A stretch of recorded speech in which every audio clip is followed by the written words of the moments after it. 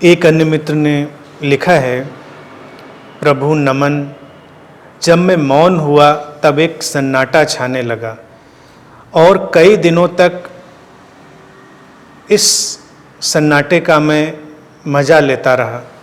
अचानक एक दिन वो आवाज़ तीव्र हो गई और सिर के बीच में तीव्र दबाव, प्रेशर बनने लगा।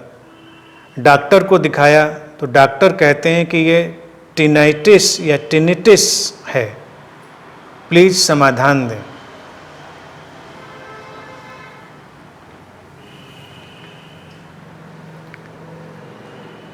आध्यात्मिक अनुभवों के पीछे इतना मत भागो। मेरा हमेशा बड़ा सीधा साफ कहना है, जब कोई समस्या शरीर के तल पर हो तो पहले उसकी डायग्नोसिस करो। अगर डॉक्टर कह रहा है कि ये खास तरह की बीमारी है तो जो भी उसके डायग्नोसिस के प्रोसेस हो उनसे जाओ, उनसे गुजरो, देखो, और डॉक्टर सही है तो इलाज करो। और अगर सारी डायग्नोसिस के बाद तुमको पता चलता है कि नहीं, कुछ नहीं है, तो जो हो रहा है उसको होने दो, तटस्थ बने रहो, धीरे धीरे चीज़ें सेटल्ड होंगी। अगर तुमको उससे परेशानी है, तकलीफ़ है, तो तुम निश्चित उसका समाधान ढूंढो। परेशानी नहीं है, कोई तकलीफ़ नहीं है, तुमको उसमें आनंद आ रहा है तो तुम आनंद लो। लेकिन कभी कभी खतरे हो सकते हैं, इसीलिए सावधानी और एहतियात बरतना हमेशा बहुत ज़रूरी है। तमाम तरह के शारीरिक और मानसिक विकार व्यक्ति के अंदर पैदा हो सकते हैं, बीमारियां पैदा हो सकती हैं, और उनको वो आध्यात्मिक अनुभव समझकर उनको और बढ़ा सकता है। तो अगर कहीं भी शक हो तो पहले तो डायग्नोसिस, शरीर है तो फिजियोलॉजिकल डायग्नोसिस, मन के तल पर लग रहा है तो साइकोलॉजिकल डायग्नोसिस। जो भी एक्सपर्ट हैं उनके पास जाओ। एक्सपर्ट्स को भी तो अपना काम करने दो। सारी चीज़ें तुम आध्यात्मिक ढंग से ही सॉल्व कर लोगे तो बाकी लोग जो अस्तित्व में घटे हैं उनका भी अपना काम है, उनको अपना काम करने दो। फिर बहुत ज़्यादा रस मत लो, बहुत ज़्यादा इन चीज़ों में खो मत कि ये आवाज़ गूंजने लगी है तो ये कोई नाद गूंजने लगा है। तुम्हारी अंतर यात्रा में जो कुछ भी तुम्हारे लिए सहयोगी होता है, हमेशा ध्यान रखो वो तुम्हारे लिए सुखद एहसास लेकर आता है। उसमें कोई कन्फ्यूजन नहीं होता, परेशानी नहीं होती। जैसे तुम जंगल में खोए हुए हो और अचानक एक बिजली कौंधती है, तुमको कोई रास्ता दिखता है तो रास्ता दिख गया, तुमको रास्ता दिखा, तुम इसमें कोई कन्फ्यूजन की स्थिति में नहीं हो, तुम आगे चलते हो। इसी तरह से अगर शरीर में कोई रूपांतरण घट रहा है तो रूपांतरण कोई सार्थक स्थिति लेकर आएगा तो उसका तुम स्वागत कर सकते हो। लेकिन वो तकलीफ लेकर आ रहा है, परेशानी लेकर आ रहा है, जैसा कि तुम कहते हो सिर में दबाव अनुभव हो रहा है, दबाव से तुमको परेशानी हो रही है, तो उसकी जांच पड़ताल करो। अनुभवों में किसी भी तरह से उलझना नहीं है। बहुत सारे लोग उलझ जाते हैं और इसीलिए जो ये किसी भी धर्म का जगत हो, धर्म के जगत में तमाम चीज़ें खप जाती हैं। मनोवैज्ञानिक बीमारियां, जो साइकोलॉजिकल डिजीजेज हैं, वो तो ज़्यादातर खप जाती हैं क्योंकि उसमें तुम्हें पता लगाने का मौका ही नहीं रहता कि ये ट्रांस घट रही है या ये विक्षिप्तता का कोई दौरा पड़ा हुआ है। कोई तुम्हारे पास पता लगाने का उपाय नहीं।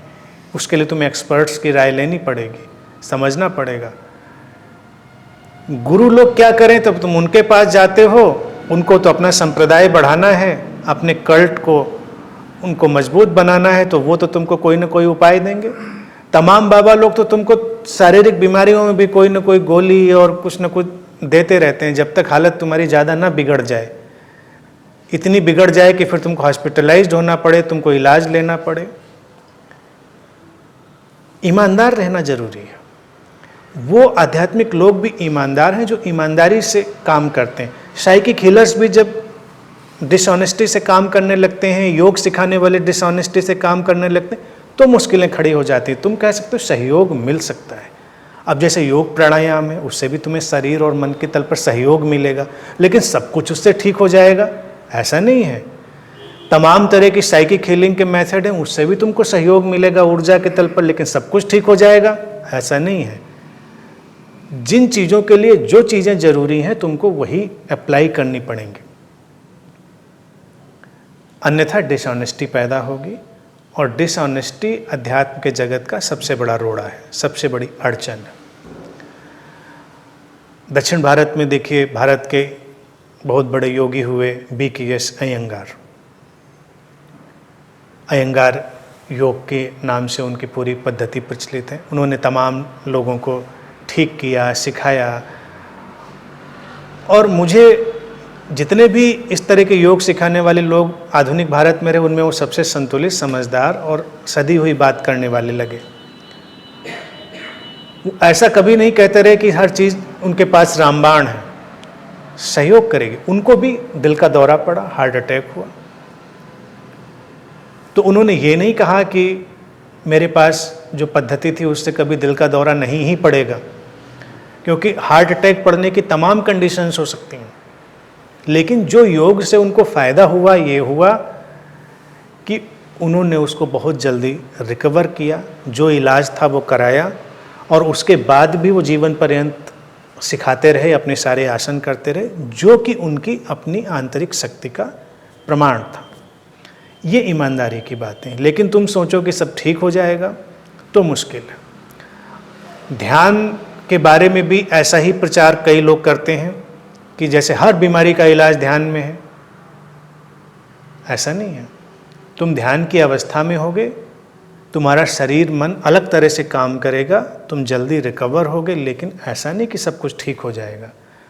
तो अगर कोई अड़चन है तो सिस्टमेटिक चलो, प्रैक्टिकल रहो। ध्यान के माध्यम से तुम इतना यकीन कर सकते हो कि तुमको सहयोग ज़्यादा मिलेगा, तुम्हारी रिकवरी फास्ट होगी, सब चीज़ें संतुलित होंगी। तो अपनी डायग्नोसिस कराओ, फिर जो हो उस हिसाब से चलो। कुछ नहीं है तो खुश रहो, कुछ निकले तो उस हिसाब से चलो।